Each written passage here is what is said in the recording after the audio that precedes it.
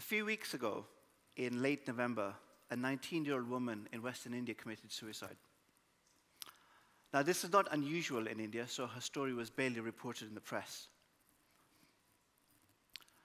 But what's interesting and what's significant about this story is that 19-year-old Priya committed suicide because she was being pestered by her parents and her family for more money. 5 of her relatives now, including her husband, have been arrested.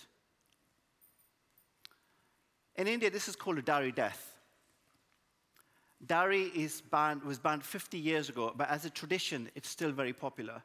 It is still extensive across the country. And a dowry is a sum of money or gifts that a bride's family pays to the groom's family at the wedding. It is usually a significant amount of money. Sometimes, greedy relatives and the husband pester the woman enough, even after the marriage, that they commit suicide, or they even kill the woman.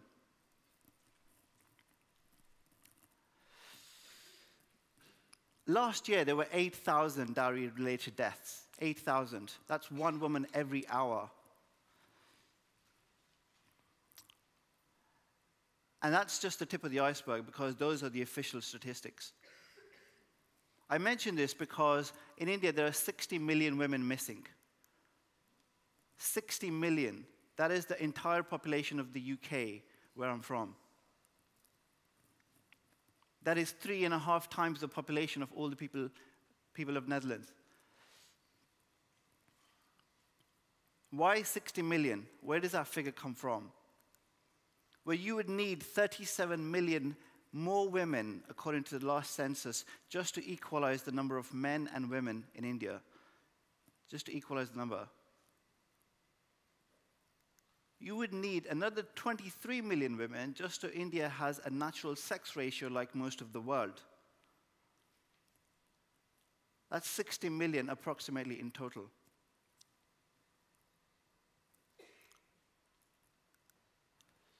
Why are these women missing? Women are missing in India because fetuses are aborted before they're even born as girls. 60 million women are missing because infants are killed as soon as they're born. 60 million women are missing because of dowry-related deaths, because of murders. 60 million women are missing because girls in India are neglected when they're growing up. In India, a girl under the age of 5 has 75% more chance of dying than a boy. And that's the highest differential in the world. And because of those statistics, 60 million women are missing in total. So why do they treat women like this? Let me ask you a question. If the cost of your daughter's wedding was going to be your entire life savings, would you think twice about having a daughter then? Would you condemn someone else if they were worried about the cost of their daughter's wedding and they didn't want to have a daughter?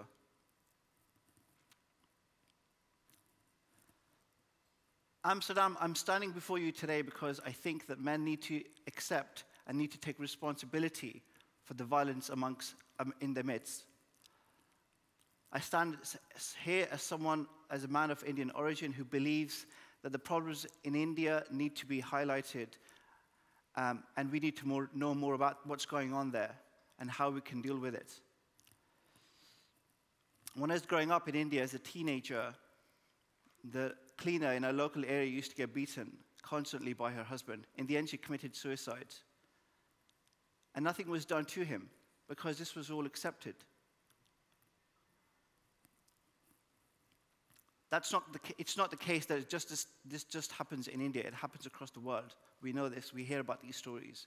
We read about them.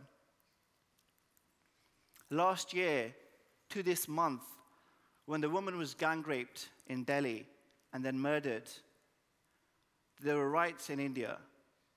And we heard about these stories. And these stories have started coming out more in India.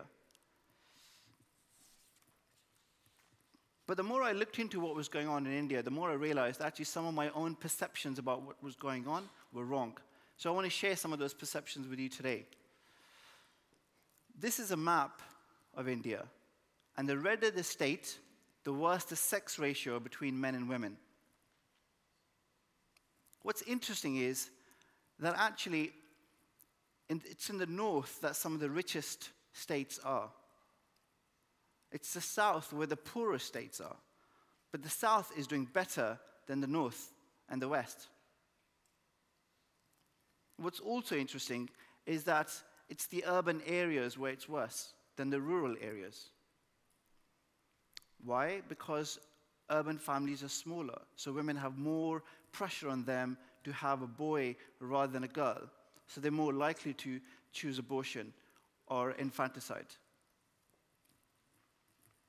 They also can afford sex selection services. They can afford abortion services, which are banned, by the way, but still used widely. So it wasn't where I thought it was happening. Secondly, the money spent on dowry is increasing. You might think it's becoming more liberalized and people are becoming more enlightened, but it's the opposite. Actually, as people have become more middle class and people have started earning more, they've started competing for status. And one of the ways that men compete for status is by supplementing, wanting more money from dowries as a way to supplement their status. They're influenced by Western advertising, so they've started demanding bigger houses, bigger cars, flat-screen TVs. They read about lavish weddings in the national press, so they want lavish weddings for themselves. There's a bidding war going on. There are papers that I've read on dowry inflation. So the money spent on dowry is increasing. And then it's getting worse for women overall as a result. And this is, to me, was the most striking point, because I thought, surely, after what happened last year, India is liberalizing, women are becoming more outspoken. We see so many feminists from India coming out on TV and writing about this. Why are things getting worse? Well, think about it. Firstly, you've got to spend all that money on a dowry. Would you want to have a daughter then? A lot of Indians say no. As they get richer, they more easily can afford abortion services, sex selection services. And now some of those services are being pushed into the rural areas as technology gets cheaper. As the gap between the number of men and women widens, what you have is another demographic problem, that men simply cannot find brides to settle down with. If they can't settle down, they roam around in gangs. They migrate from villages to cities. And they sometimes get together in gangs. If you're in a gang, you're more likely to get involved in violence, more likely to get involved in drugs, alcoholism, and violence against women. It is estimated there's going to be 20 to 30 million men of marriageable age in India by the end of the decade, unable to find a bride. Trafficking of women from other parts of the country to the north is increasing because men simply cannot find anyone. So how can we change this depressing dynamic? Well, for me, the answer lies where the problem is. And the problem is that men are seen as an asset, a financial asset, and women are seen as a liability, an economic liability. That's the key. I'll give you some examples. Huma and Meena are two women in their 30s. Huma was forced into a marriage 10 years ago by her own parents. And the man raped her and assaulted her. When she went to her mother, she rejected her and told her to go back to the family, to the marriage. In the end, she ran away. Meena was engaged to someone. And then they started making demands for dowry, started making demands on what she could do before and after the marriage. Now, what's striking is that both these women are from the UK.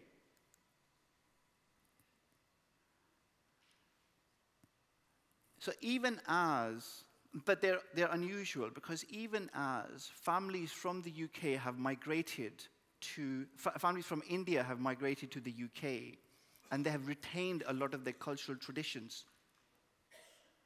Dowry and sex selection in the UK amongst Asian families have almost been wiped out. It's no longer an issue. Why is that? It's because women have started to work. They've become not only educated, but they get jobs. They have independence, they have freedom. They're able to take on decisions and stand on their own 2 feet. Huma has now got a nice job in London, and she hasn't seen her parents for 10 years. But she's able to do that because she had her job. Meena broke off the engagement, but would she have done that if she felt that she was going to be a burden on her parents? In India, it'd be very difficult. It's not just the fact that they're in the UK, it's the fact that they are able to have financial independence. The government is trying to deal with some of these problems. So in Delhi, for example, they have a scheme called Ladli, which means a girl. And what they do is they try and give women money, families money if they have a daughter. You get more money if the daughter is enrolled in school, and every year she progresses, they get more money until you get a big lump sum if she graduates from junior college. It's not a nationwide scheme, but it is a scheme in some of the states too, especially in the north. But these schemes are not enough because while they have stemmed some of the decline in the national sex ratio, they have not overturned it. So families still carry on with some of their traditions. The answer is not going to be the government. The answer is going to be Indian women themselves. A few weeks ago, I met Shravani in India. Shravani, at the age of 23, wanted to start her own company. She had just graduated, and she wanted to work. She wanted to start her own company, and her parents said no. And then she said, I want to start my own company. I want to provide security guards, women security guards. Her parents said she was crazy. She was like, who would employ women security guards in India? She was 23 then, that was 4 years ago. Now she has 200 employees. What's interesting is not only that she's able to have done this and found people who are willing to employ women security guards, and actually they're pretty good. But what's interesting is she finds women from refuge groups and finds women from slums and gives them jobs, gets them trained up, and also helps them get out of debt. Now, this is just one example. And we need far more of these examples. And it's going to be the Indian women who are going to change the course of India's direction in the future. So I want you to come back. I want you to think about 3 things. I want you to remember 3 things from this talk. Firstly, what's happening in India is nothing less than a genocide. And it's getting worse. Secondly, why is this happening? It's happening because women are seen as a liability. Families don't want to have daughters because they see them as a financial liability. That's the key. That's where the focus should be. How do we change that dynamic? That brings me to my 3rd point, which is to change that dynamic, education is not enough. In some places, education is simply seen as a way for a woman to demand a better husband or get a better husband, or she's seen as more attractive to another guy. And actually, men do that too. They get educated simply as to raise their marriage prospects. Education is not the key. Jobs are the key. I did a correlation to see whether in states where women are highly educated, that would mean there'd be a better sex ratio. There was no correlation. You can be in a place like Delhi where women are 80% literate and still have some of the worst sex ratios in the entire country. So education is not the key. Financial independence is the key. That's where focus should be. I want to end with a quote from Nelson Mandela, given the news. He said, freedom from oppression cannot be achieved unless women are emancipated. Thank you.